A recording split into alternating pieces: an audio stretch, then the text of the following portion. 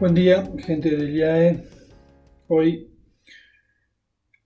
la Iglesia nos propone el Evangelio de San Lucas, que nos cuenta lo siguiente.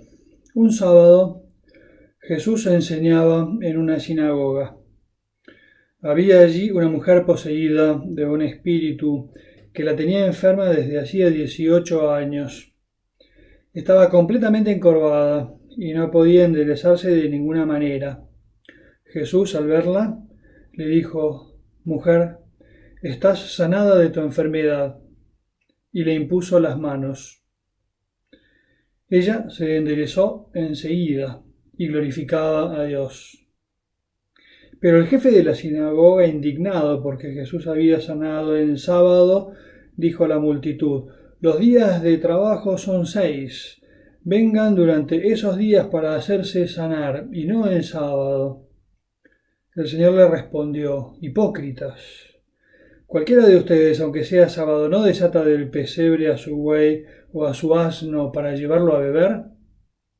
Y esta hija de Abraham, a la que Satanás tuvo aprisionada durante 18 años, ¿no podía ser liberada de sus cadenas el día sábado? Al oír estas palabras, todos sus adversarios se llenaban de confusión, pero la multitud se alegraba de las maravillas que él hacía. Difícil el diálogo entre Jesús y esos grupos de fariseos, de doctores de la ley, que escuchaban su palabra y, siendo conocedores de la palabra de Dios, no eran capaces de entender el profundo arraigo que tenía la palabra del Señor en la palabra que ellos estudiaban. De hecho, la Biblia es palabra de Dios y tenían delante la palabra de Dios hecha carne, pero no eran capaces de comprenderla. Hay que tener en cuenta el gran límite que tenían, y era el prejuicio. Es decir, tenían ya una opinión formada sobre Jesús y no eran capaces de abrirse a lo que Jesús estaba diciendo y lo que estaba haciendo. ¿Qué vemos en ese momento? Una contraposición entre dos exigencias. Por un lado, la exigencia del sábado, que para los judíos tenía una importancia central, porque era la manera de invitarlos, animarlos, disponerlos al culto de Dios y a la protección de la persona a través también del trabajo sabático, del descanso sabático. Por el otro lado estaba una mujer poseída por un demonio que la tenía encorvada, incapaz de caminar derecha, con una vida absolutamente indigna. Dos necesidades. ¿Cómo se conjugan esas dos necesidades? Lo que Jesús propone es una lectura serena de la palabra de Dios, aquella que los fariseos conocen muy bien, y hacerles entender que hay motivos suficientes como para hacer algo tan importante como una curación un día de sábado.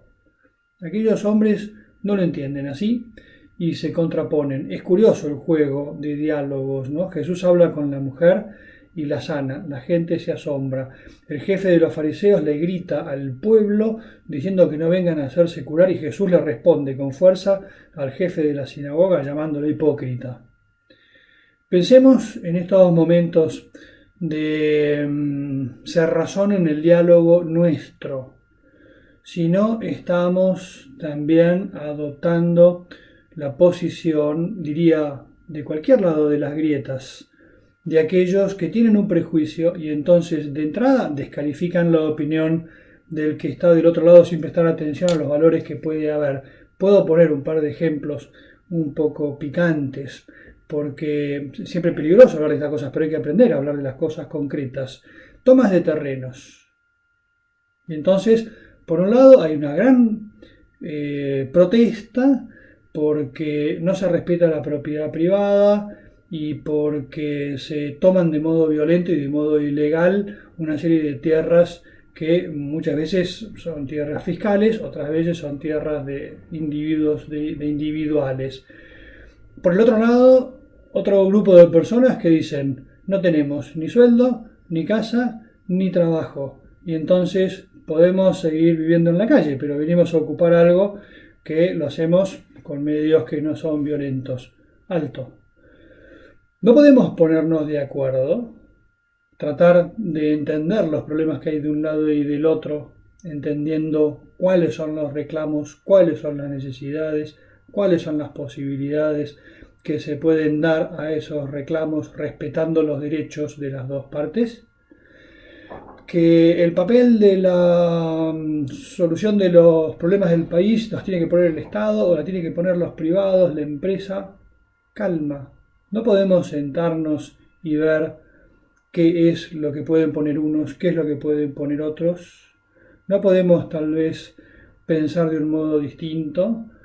Sugiero un ejercicio y es, en cualquiera de estas cosas que se contraponen a nivel social y político, que hagas el intento de ponerte del otro lado y que intentes comprender cuáles son los motivos del otro lado y cuáles son los problemas que se están buscando resolver. Y que después, con pensamiento crítico, sepas estudiar esos temas con un pensamiento crítico hacia la acción y las opiniones de los otros y también de las tuyas propias. Me acuerdo, me quedó muy grabada una frase del cardenal Ratzinger que decía que la conversión nace de ser capaces de poner en duda las propias certezas. Y ahí es donde el Papa Francisco, mando al capítulo 6 de Fratelli Tutti, nos da una indicación de lo que supone un diálogo de amistad social tan necesario. Te dejo una idea que tal vez pueda servirte, desafiante, interpelante, a pensar de un modo menos confrontativo, menos beligerante. Me bendiga el Señor en el nombre del Padre,